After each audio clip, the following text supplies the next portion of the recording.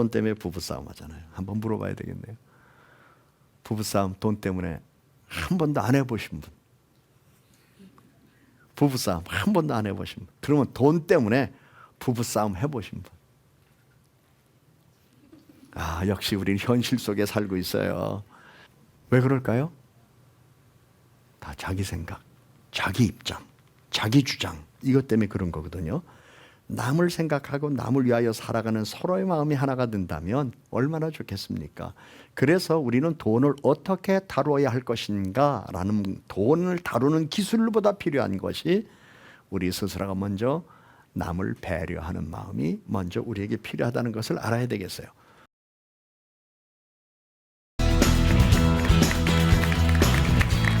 네, 여러분 반갑습니다. 하나님의 경제, 세상의 경제 CTS 특강 오늘 진행을 맡은 정선입니다. 가끔씩 그런 생각을 해요. 하나님이 왜 우리에게 부족함을 주실까? 다 주셔도 감사한데 부족함은 주시면 감사할 줄 모르잖아요. 근데 왜 결핍과 부족함을 허락하시고 우리가 이렇게 쩔쩔매고 필요한 걸 아시는데도 그냥 왜 두고만 보실까 싶은 그런 느낌이 들 때도 있는 것 같아요. 그러니까 돌이켜보면 그런 과정을 통해서 배운 것도 참 많았다 싶지만 어떻게 보면 제가 하나님의 뜻을 잘 이해하지 못했기 때문에 그분의 말씀을 오해하고 제멋대로 해석했기 때문이 아닌가 싶은데, 그래서 오늘 하나님의 재정에 관련된 모든 오해를 푸는 그런 귀중한 시간이 되지 않을까 싶은데요. 귀한 말씀 나눠주실 분 모셨습니다. 동대전 성결교회 허상봉 목사님, 어서 오세요. 반갑습니다. 진짜 목사님 덕분에 목사님의 이제 이번 제가 7번째 강의잖아요. 네. 그 지난 6강의를 통해서 하나님이 이 돈에 관련된 우리에게 많은 어떤 의미 부여를 해주셨는데 그거에 대한 오해를 조금씩 풀어가고 있어요. 그러세요? 네. 혼자 삐져가지고 하나님 뜻 오해해서 나온 입 더 나와가지고 네, 이렇게 네. 그랬던 적이 많거든요. 그러니까 사람이 고난을 당할 때 네. 이게 자기가 저질러서 고난을 당하는 건지 하나님이 나의 믿음을 맞아요. 강화시키기 위해서 네. 그리고 더 큰 그릇으로 쓰기 위해서 잠깐 시험하시는 건지 네. 이 분별력이 있어야 되는데 네. 사실 욥이 겪은 고난은 극히 소수에 불과해요. 대부분의 사람들이 스스로 탐욕, 탐심에 미혹돼서 네.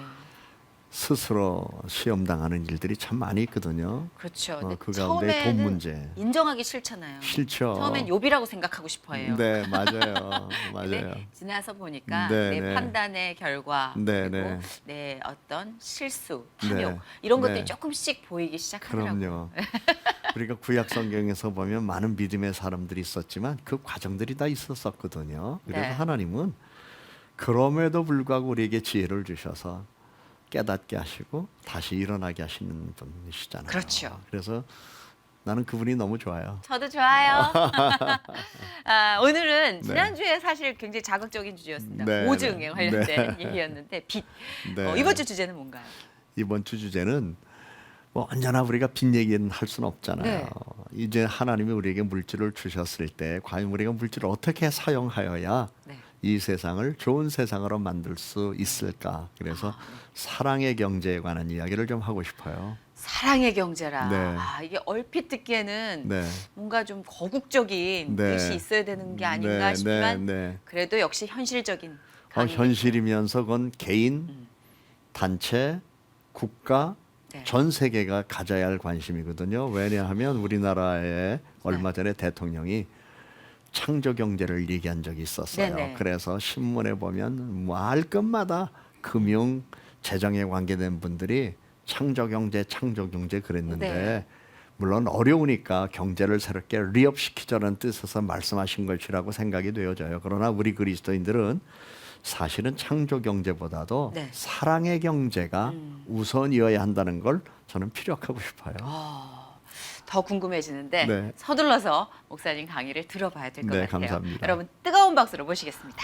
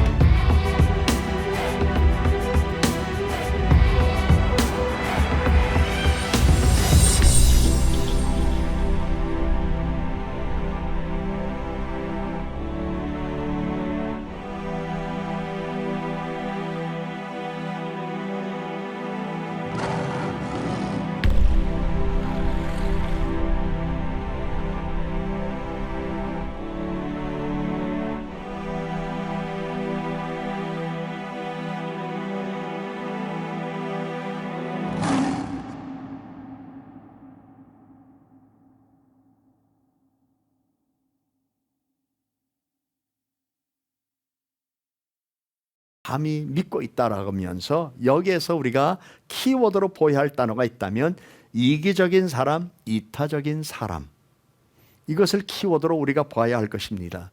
이런 상황 속에서 우리가 생각해야 할 것은 사랑의 경제는 결국 이타적인 삶을 살아가는 사람들에 의하여 이루어진다는 사실인데, 우리 그리스도인들은 이타적 삶을 살아가는 사람이어야 합니다. 정말 이 세상에 있는 모든 교회와 모든 성도들이 남을 위하여 존재한다면 이 세상은 오늘의 세상하고 전혀 다른 새로운 세상이 되었으리라고 생각해 봅니다. 그렇다면 남을 위하여 산다는 것은 무엇일까? 이게 바로 이타적인 사고라는 것을 이야기하게 되는데, 이것은 다른 사람의 입장에서 모든 걸 생각한다는 겁니다. 여러분, 가정에서도 부부 사이에 싸우는 이유가 어디 있을까요? 나를 알아주지 않기 때문에.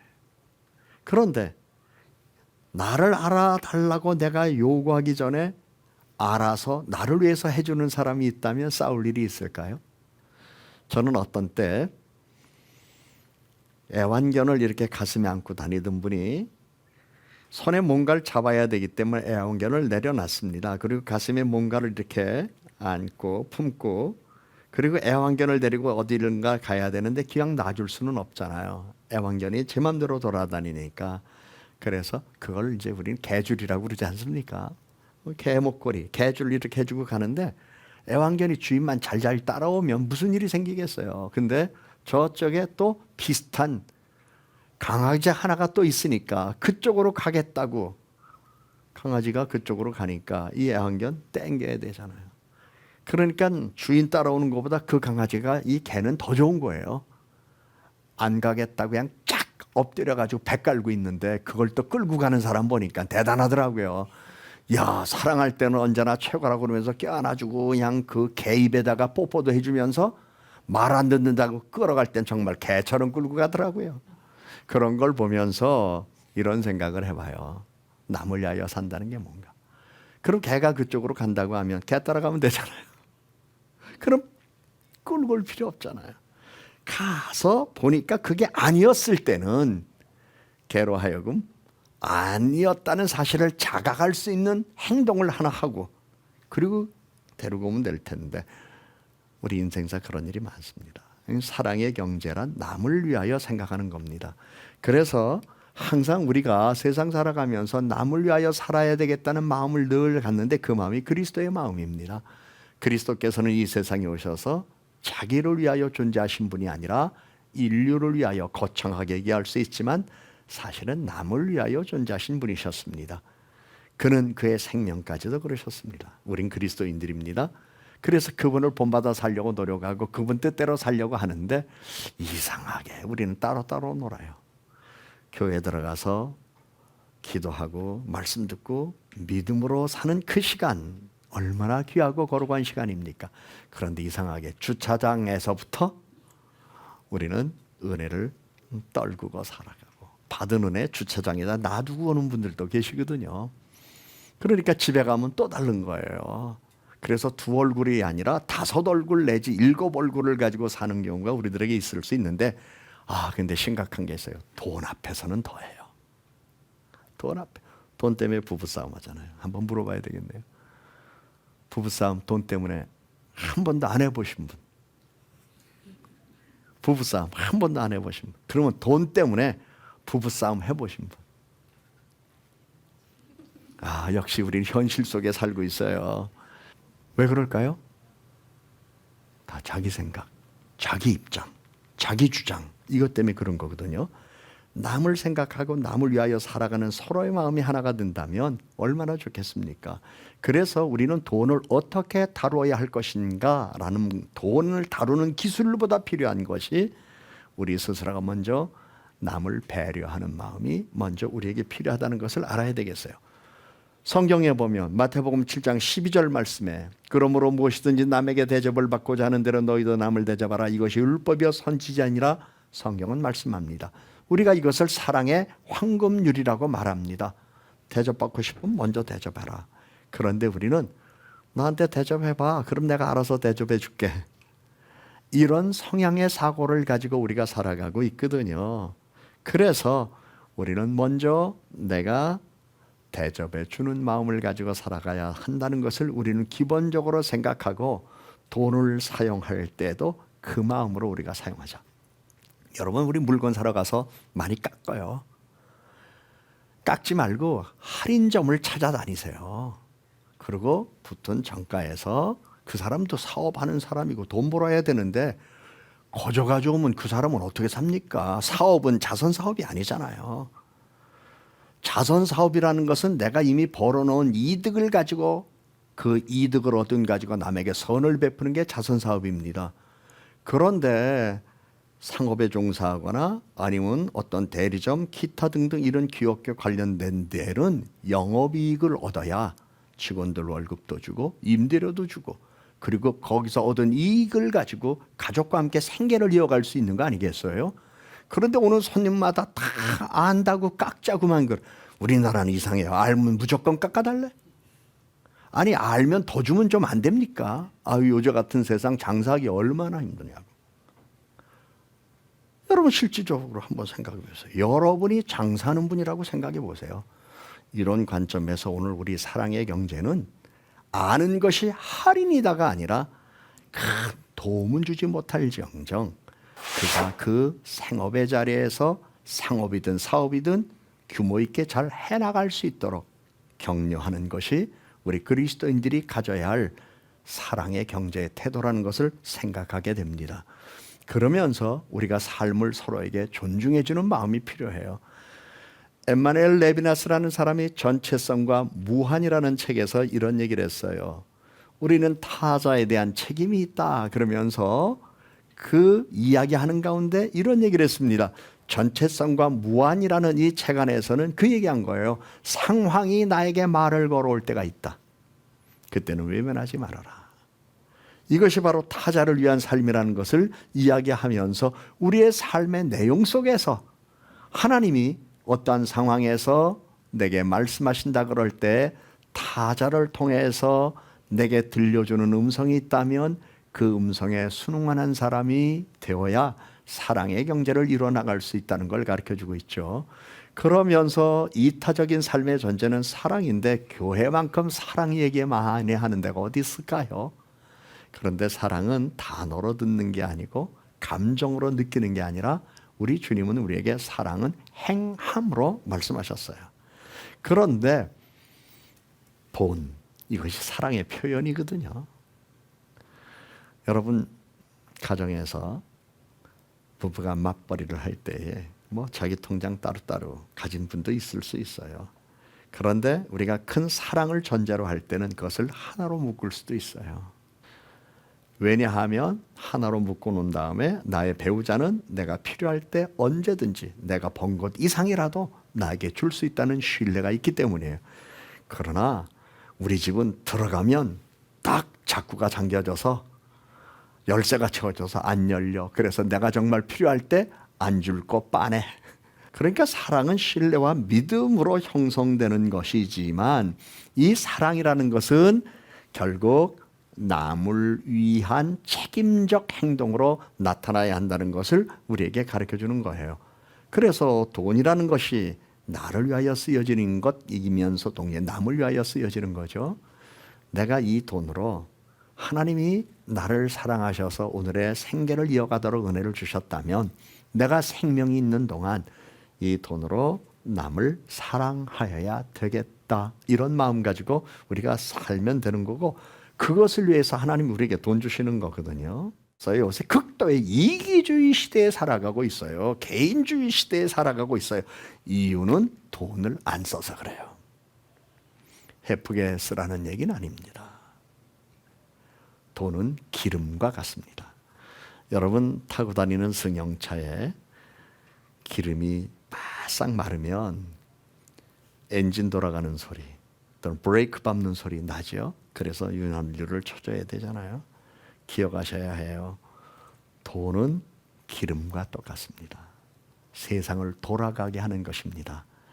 이 일에 우리들이 쓰임받는다는 사실을 기억하면서 내가 연봉이 얼마냐, 우리 집 소득이 얼마냐, 여기에 먼저 생각을 앞세우지 말고 하나님께서는 돈으로 이웃을 사랑하라고 하셨구나 이런 마음을 갖고 이제 따뜻한 봄날 이웃과 더불어 삶을 표현하는 수단으로서의 돈을 한번 여러분 사용해 보세요. 인심 얻을 겁니다. 뿐만 아니라 친구가 붙을 겁니다. 그 사람 좋다는 얘기 들을 수 있을 겁니다. 그러다가 언젠가 정말 내가 도움을 얻을 수밖에 없는 상황이 올 때는 그들이 나의 후원자들이 될 겁니다. 돈은 여러분에게 복을 주시는 하나님의 수단도 될 수 있습니다. 그런 마음 가지고 또 우리 새날을 열어가시면 참 좋겠습니다. 감사합니다.